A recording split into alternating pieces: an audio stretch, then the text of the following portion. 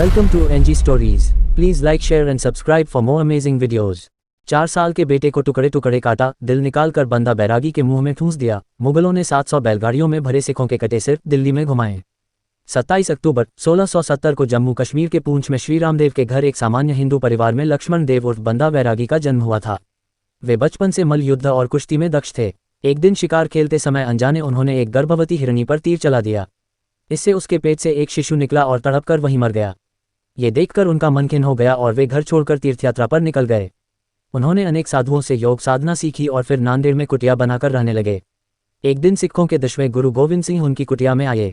उन्होंने इस कठिन समय में उनसे वैराग्य छोड़कर देश में व्याप्त इस्लामिक आतंक और अत्याचार से जूझने को कहा। गुरु की त्याग और उनके पुत्रों की बलिदान की कहानी सुनकर उनकी बाजुएं फड़क उठी और मुसलमानों के अत्याचार से भारत को मुक्त करने हेतु बने सिख पंथ का योद्धा बन गए। गुरुजी ने उन्हें बंदा बहादुर नाम दिया। बंदा बहादुर हजारों सिख सैनिकों को साथ लेकर मुगलों के संहार के लिए निकल पड़े।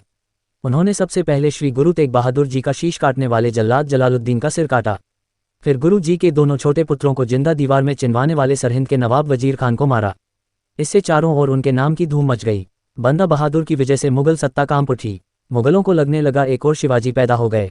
अगर उन्हें नहीं रोका गया तो मराठा और सिख मिलकर भारत से मुस्लिम शासन उखाड़ फेंकेंगे।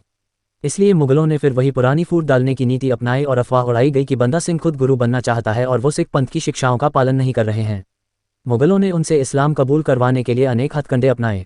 जब सभी प्रयास विफल रहे तो बंदा की आंखों के सामने उनके 4 वर्षीय अबोध पुत्र अजय सिंह को उनकी गोद में डालकर चाकू से उसकी हत्या करने का आदेश दिया। जब बंदा इसके लिए तैयार नहीं हुए तो मुगलों ने उनके सामने उस मासूम के धड़कते हुए दिल को निकालकर बंदा के मुंह में जबरन ठूंस दिया। अगले दिन जल्लाद ने उनकी दोनों आंखों को तलवार से बाहर निकाल दिया। जब बंदा टस से मज नहीं हुए तो रोज गर्म चिमटे से उनकी चमड़ियां उधेड़ने लगे। फिर उनके हाथ पैर काट दिए गए। अंत में मस्तक काटकर उनकी हत्या कर दी गई। मुगलों की हर प्रताड़ना और जुल्म का सामना करते हुए वे राष्ट्र और धर्म की रक्षा के लिए बलिदान हो गए। ऐसे महावीर, राष्ट्र धर्म की रक्षा के लिए अपना सब कुछ बलिदान देने वाले इस महान योद्धा को शत शत नमन। ऐसे ही हमारे साथ जुड़े रहे अपना इतिहास जानने के लिए। धन्यवाद।